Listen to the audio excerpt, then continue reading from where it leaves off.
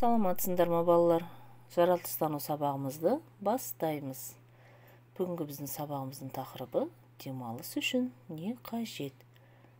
Бүгін сабақта сендер қалай және қай кезде демалу керек екенін білетін боласыңдар. Адам қай кезде демалуы мүмкін? Сендер қалай демаласыңдар? Ал үй тапсырмасын орындап болған соң қалай демалуға болады? Жарайсыңдар балалар. Демалыс күндеріңді қалай өткізесіңдер? Аулада ойнау, кітап оқу, тіпті үй жұмыстарын жасауда, ол да демалысқа жатады екен балалар. Есте сақтаймыз балалар, адам үшін демалу өте маңызды екен. Каникул, демалыс күндерін қалай өткізгенді ұнатасыңдар?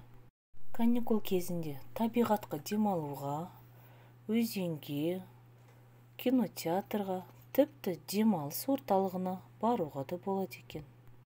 Адам таза су мен табиғаттың аясында өзін күш-қуатын қайта орнына келтіре алады екен.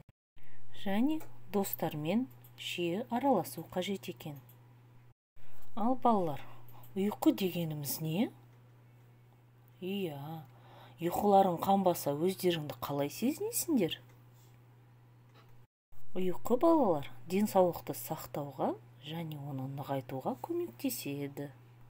Ұйықтаған кезде адам ағзасы тынығады және күш-қуат жинайды екен. Ал бір күн ұйқымыз қанбаса, адамның түрі өзгеріп, көңіл-күйі болмайды екен.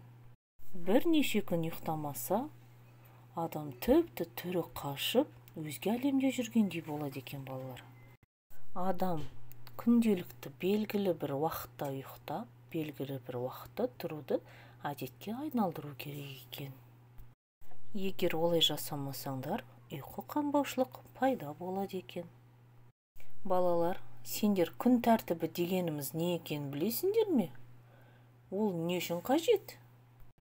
Балалар, күн тәртібі дегеніміз бұл тәулік бойындағы еңбектену, тынығу және тамақтану, уақытыңды берілген кестеге сәйкес жұмсау. Мектеп оқушысының уақытты тиімді пайдалануы, оның мектептегі үлгерімінің табысты кепілдігі ғана емес, дұрыс құрылған күн тәртібі мектеп оқушысы үшін демалуға және ойын ойнауға, уақыт табуына мүмкіндік береді екен. Балалар, мынау Негеш. Негеш өз уақытын тиімді пайдаланады. Негеш әр уақытта не істейді? Суреттерді тиісті уақытпенен сәйкестендіріп сызамыз.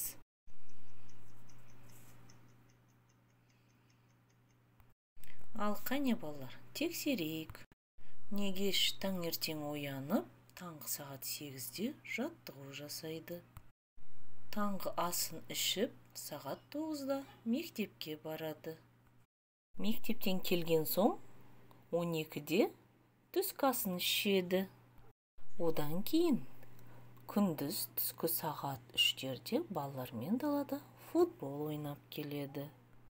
Даладан келген соң үй тапсырмасын орындайды. Негеш кешкі сағат 6-да теледидар көреді. Ата-аналарымен бірге кешкі асын ішеді. Кешкі асын ішіп болған соң кешке 9-да ұйықтайды. Жарайсыңдар балалар. Ал балалар, аптаның қай күндері мектепте боласыңдар? Дұрыс, қане бірге қайталайық. Дүйсенбі, сейсенбі, сәрсенбі, бейсенбі, жұма. Ал сенбі және жексенбі күндері демалады екенсіңдер балалар, Ал балалар, осымен сабағымыз аяқталды. Ал сабағымыз түсінікті болса, күннің суретін салыңдар.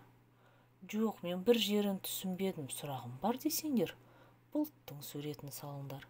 Ал егер мүлдем түсінбедік десеңдер, жаңбыр тамып тұрған бұлттың суретін салыңдар.